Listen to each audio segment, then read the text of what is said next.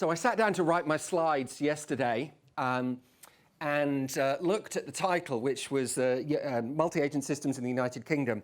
And I thought this would be a slightly strange talk to give, so I did slightly adjust. I will talk about that specifically, but I slightly adjusted the focus.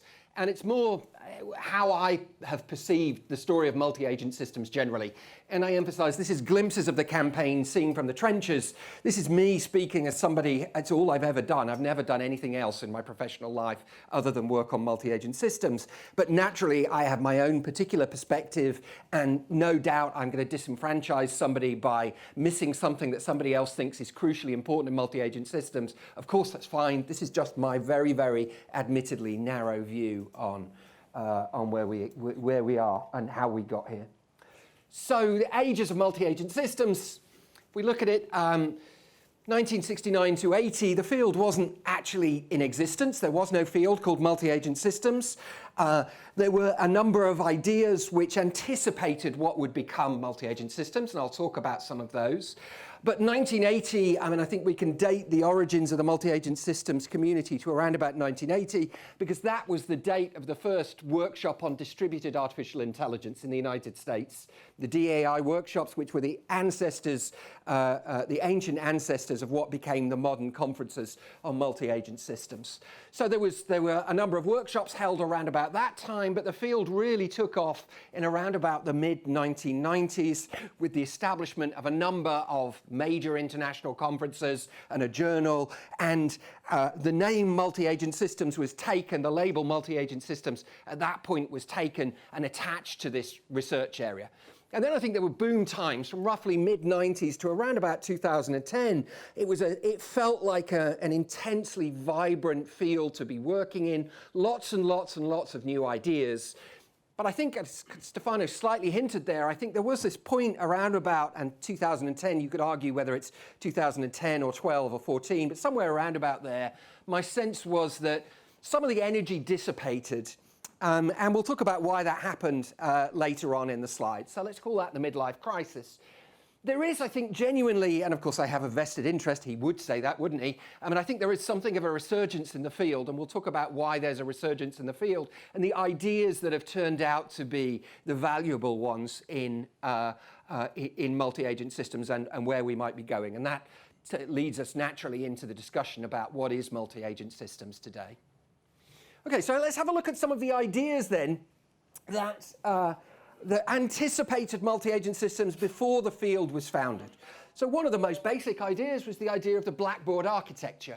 And the blackboard architecture, which was very notable in the hearsay speech understanding systems that were developed by Raj Reddy and co. at Stanford in the late 1960s. And the idea of blackboard systems was that you would do problem solving via a shared data structure. The shared data structure is a blackboard, and you have a number of different what they called knowledge sources, and they were sometimes called daemons, but knowledge sources became the term that was specifically attached to this. And the idea is each of these knowledge sources has a little narrow bit of expertise and is looking at some problem which is posted on the blackboard, and whenever this knowledge source can contribute to something to solving this problem, it does so. It writes on that shared data structure. The hearsay system was to do with speech understanding, and the way the blackboard was structured was into a kind of a hierarchy with sort of whole words and phrases at the top down to individual signals at the bottom, and so that you would have these problem solvers that were expert in different levels of abstraction with respect to that. So it was not multi-agent systems, but it anticipated this idea of multiple problem solvers. And it has a legacy, and actually, like a number of the systems that I'm going to describe today, it's a legacy which is a core component of computer science. And the legacy is tuple spaces, the Linda programming language, the idea of the shared data structures and the way that those shared data structures are accessed. There's a number of ideas, for example, in Ginny, which are anticipated in the blackboard architecture. So that was one crucial prehistory idea. A really important one, which I think in some sense doesn't quite get the credit that it deserves, was the contract net. So this was developed by Reed Smith for his PhD thesis, which I think came around about 1980.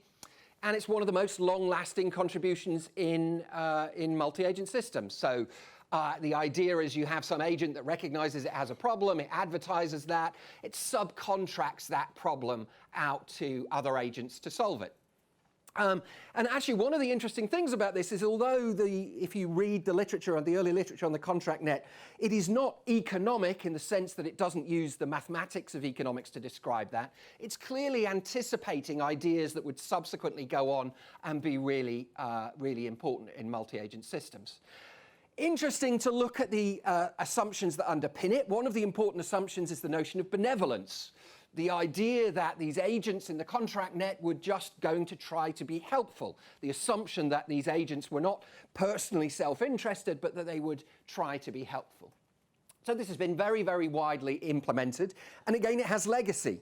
Every time you call a cab on Uber, there is, behind the scenes, there is something like a contract net. They don't call it the contract net, but actually, if you look at what goes on, it's more or less a contract net that goes behind the scenes to allocate a cab for you.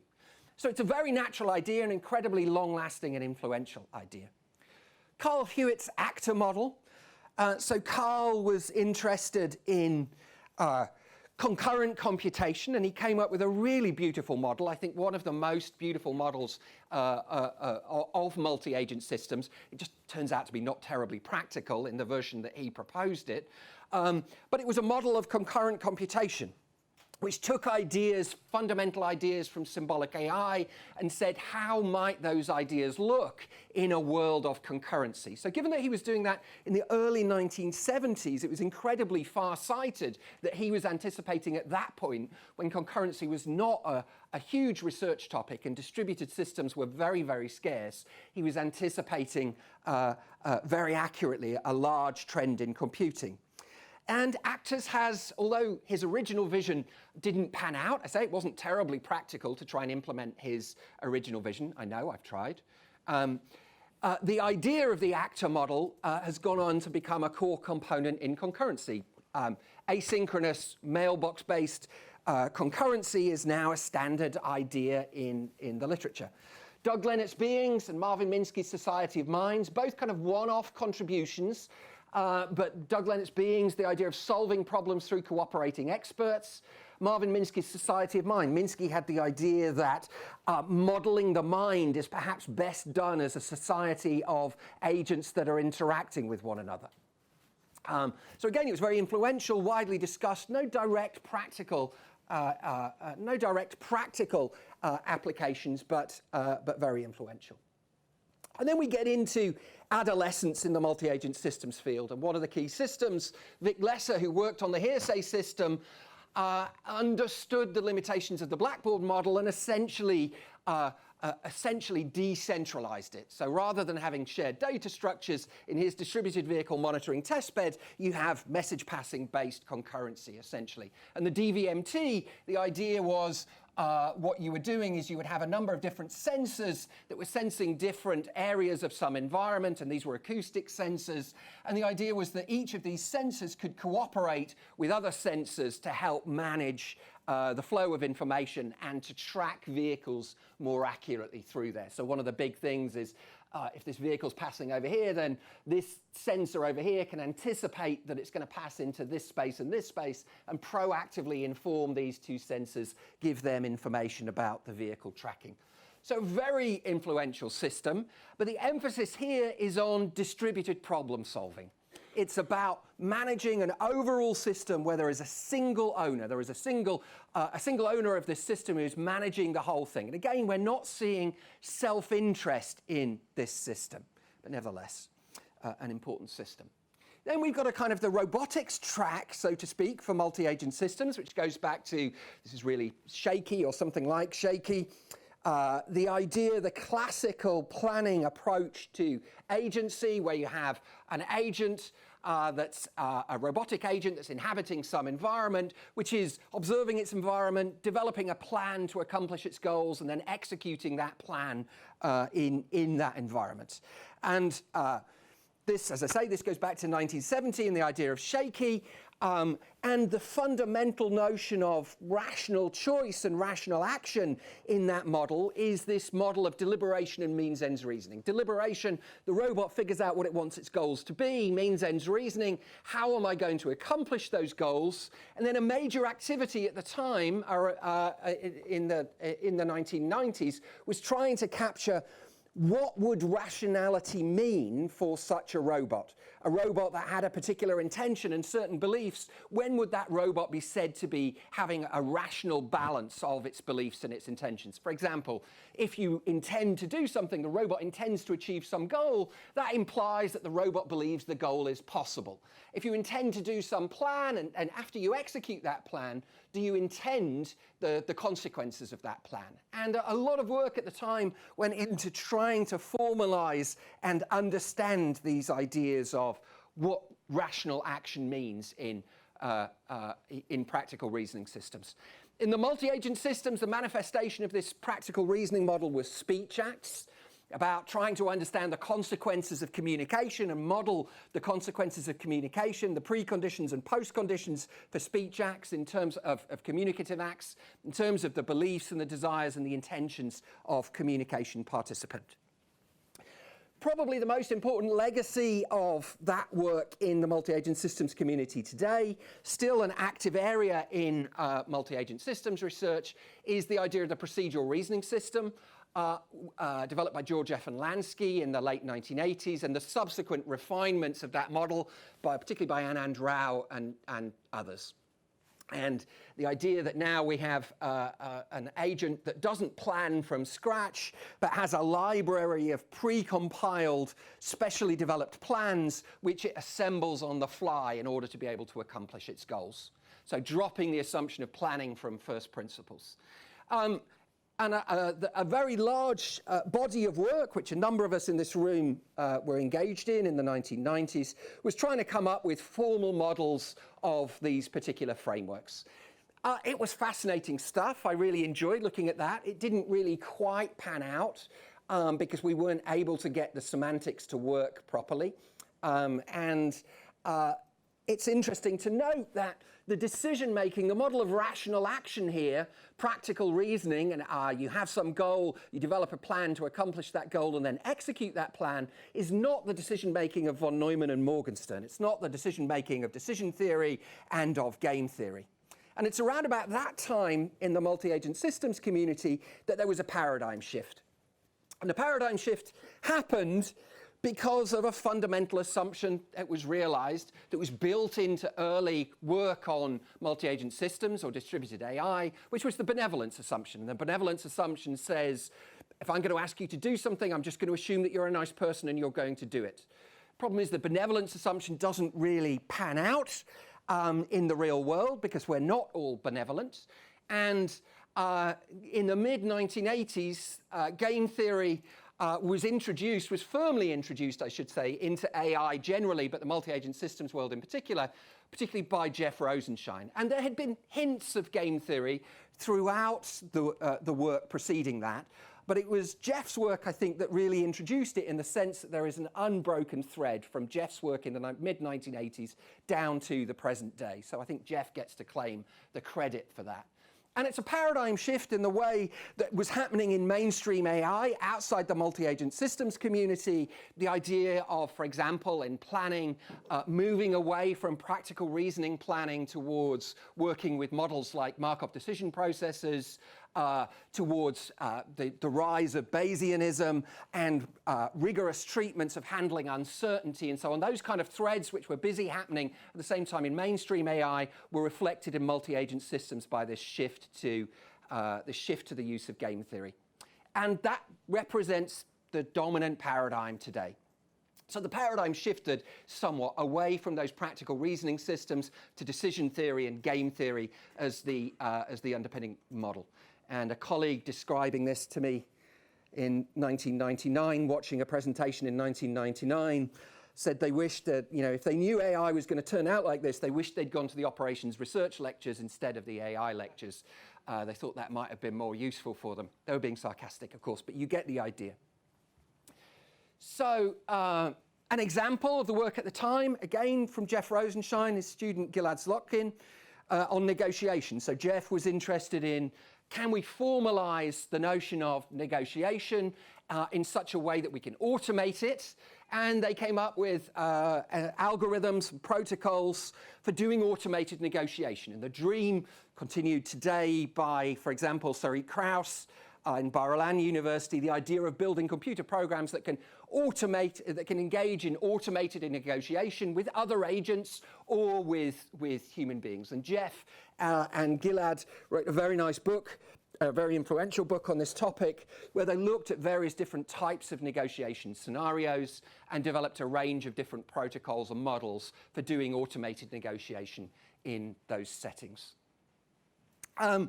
From 99, I've called it an unhealthy obsession with auctions. That's a bit unfair, but there was a point in the early 2000s when it seemed that's all the multi-agent systems community did was auctions. So the idea was you've got some set of, this is about allocating goods or resources to agents in a reasonable way. So you've got some set of items that you want to allocate over some set of bidders. And each of those bidders values those items in various different ways. So the idea is what you want to do is you want to find an allocation of these items to these bidders so that the sum of these valuations is maximized. And the beautiful observation, which the multi-agent systems community can't take credit for, and which also was partly observed in the theoretical computer science community, was that there is a very elegant mechanism for doing this. The problem is if you just run a sort of a standard auction for allocating these items, then there is no incentive for anybody to be truthful when they declare their valuations over these goods. And actually a standard result in economics is that in these kinds of settings, you can benefit by lying about how much you think these goods are worth. And if people lie, what that means is that you can't compute an allocation of these resources, which is the best thing for society as a whole, an allocation which maximizes social welfare is the terminology. But it turns out there is a beautiful trick to doing this, the Vickrey-Clark-Groves mechanism, VCG, which is essentially a second price auction. And it turns out if you use this particular protocol, then it is a dominant strategy for each of the bidders to tell the truth. And the reason that we care about that, I emphasize, is that if they tell the truth, then we can compute an allocation which is the best thing for society. So it's a beautiful observation and led to huge amounts of work and understanding many, many computational problems as auction settings. So a really elegant example of this work, which is extant today, is the idea that you have a number of robots that are inhabiting a shared environment, such as a warehouse. And those robots need to be able to move around this warehouse. But because they're owned by different companies, different organizations, something which is happening now, how do you allow them to move safely? So a really elegant class of work at the moment is about looking at how you can treat that as an auction problem, essentially auctioning off paths in a warehouse. I think that work's going to go a really long way. It's a very exciting application of this work on auction theory. Okay, so the reason that we're doing that is, the point about VCG is that it lets you compute an outcome which is optimal from the point of view of society. And if you didn't use VCG, you wouldn't be able to get there. So that was an enormous body of work, not just in AI, but throughout theoretical computer science as well, with 3 different bidding languages that allow bidders to specify the value, how they value things. Clearing algorithms, it's NP hard to be able to compute the optimal allocations using these mechanisms.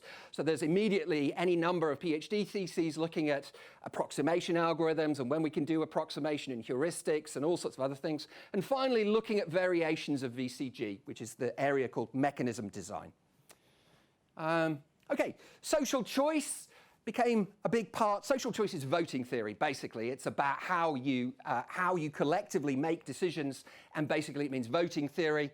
And there are a number of famous impossibility results in voting theory, which says that any voting protocol that you might come up with is fundamentally flawed. And the 2 most famous ones are Arrow's theorem and Gibbard-Satterthwaite. And what Gibbard-Satterthwaite says is that for any reasonable voting protocol, there will always be circumstances into which somebody can benefit by lying.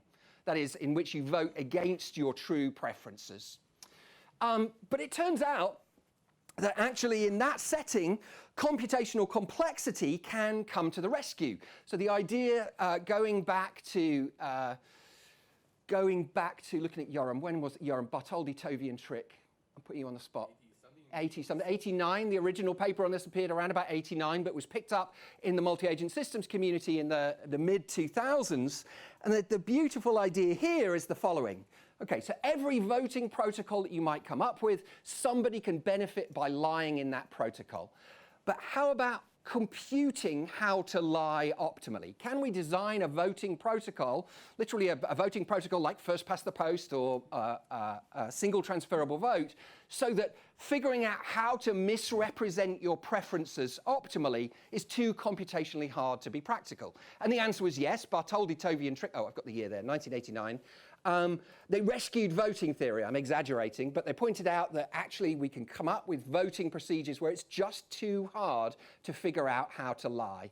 And that launched this area of computational social choice, which remains to the present day a highly active mechanism. So it's automated group decision making and designing this group decision making so that the participants are incentivized to, are unable to beneficially lie. Security games. So this is, again, a very influential thread of multi-agent systems research. How does this go? So this was Milan Tambi at University of Southern California and some colleagues. And they were at Los Angeles Airport, LAX. And the security resources at Los Angeles Airport, like all security resources, are limited, they're bounded. There are multiple terminals there, but not enough security guards to basically properly police everything all the time. So what they realized is that the task of the security forces there, and the problem is how do you optimally allocate your security resources to these different terminals? You can treat that as a game. And it's a game between an attacker, who are drug dealers or terrorists or human traffickers, and a defender, which is the security resources. And you solve the game, and in order to do this, you have to be able to allocate how much, you have to be able to say, for example, how much you value these various different terminals and so on. You have to put numbers onto those. And it comes up with a randomized strategy for you. It tells you, you will visit this terminal with probability 0.6, this terminal with probability 0.3, and so on. So it's kind of doing smart randomization. Can't guarantee there is no attack. You might just get unlucky, but it minimizes the damage in expectation. And so their ARMA system is at use in LAX today. And Milan tells the following story. Before the ARMA system was in use, the randomization process that was used by the security forces there was to never visit the same terminal 2 days in a row. Okay, so this is smart randomization and a neat application of ideas from game theory to a very important real-world problem. A different thread now, moving more to the logical view of multi-agent systems, was around about 2000. The AI community noticed a logic called alternating time temporal logic, ATL. And it's a very simple formalism. Basically, it has structures that look like this. C here is a group of agents, and P is some property. And what this expression means is that these agents here can collectively enforce this property P. That is, there's some way that they could act so as to guarantee that that property P is true, no matter what the other agents in the system do. And it turned out that this logic had very, very elegant properties. And so it started to get widely used to reason about multi-agent systems. So one of the things that we did was add in knowledge properties. So here, for example, what K sub J means is that agent J knows this. So what this expression means is that agent I can ensure that agent J knows P. So you're expressing the ability to communicate. You're expressing necessary and sufficient conditions for being able to accomplish something, knowledge preconditions, in other words. And using variants of these languages gives us a formalism that allows us to talk about game theoretic, gives us an explicit language that allows us to talk about game theoretic problems in systems. And this is a flag, this is an advertisement for our own work, some work that we're doing at Oxford. It's called rational verification or equilibrium checking. And the problem is what we've got is some multi-agent system, and we've got some property here, and the property doesn't matter how we express that property. What we're interested in is, could this property hold under the assumption that these agents act rationally? And acting rationally in this sense means choosing a game theoretic solution concept such as Nash equilibrium. So under the assumption that these agents choose a Nash equilibrium, could this property hold? And so we've got tools that will allow you to check whether that is the case. So that's work on verifying game theoretic properties of multi-agent systems. There are other models, and I should mention another important thread of work.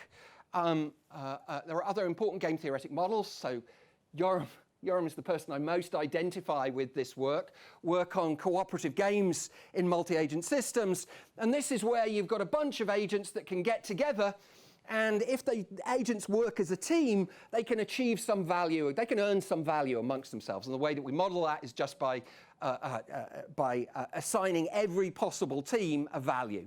So imagine that we could all, every morning, come into this room and divide ourselves into teams, right? And at the end of the day, once we've done that, we each earn some amount of money. Okay, so the question that cooperative game theory says is, number one, assuming that that's going to happen, which teams will form? How will you partition yourselves? And B, when you've got the paycheck at the end of the day, what's a reasonable way to divide that paycheck? And so the solution concepts, the two most prominent solution concepts in cooperative game theory are the core and the Shapley value. So the core is to do with stable coalitions. The idea is a coalition is core stable if no subgroup of it could benefit by deviating and going and working on their own. And the Shapley value is a beautiful solution concept which says essentially that you should divide the money out proportionately to people's contribution. It shouldn't depend on the color of your eyes. You shouldn't get money for doing nothing. It should be directly proportional to your contribution, to the value that you add. That's the Shapley value. The problem is with both of these is they are, in general, phenomenally hard to compute. So Yoram has dedicated his life to figuring out efficient ways to compute them, along with a number of other people. So this is a very big thread of work. Okay, so that's a sort of a swift overview of some of the most important trends, and I emphasize that's my personal perspective.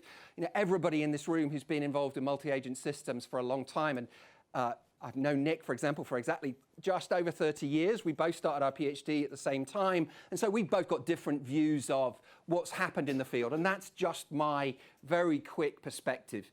And it's an incredibly rich field, I think, and I've already demonstrated, I think it has some important legacy. If you fly through Los Angeles Airport and increasingly many other ports in the United States, and safari parks and national parks, all where they have the same problem of protecting these, then you're benefiting from research done by this community.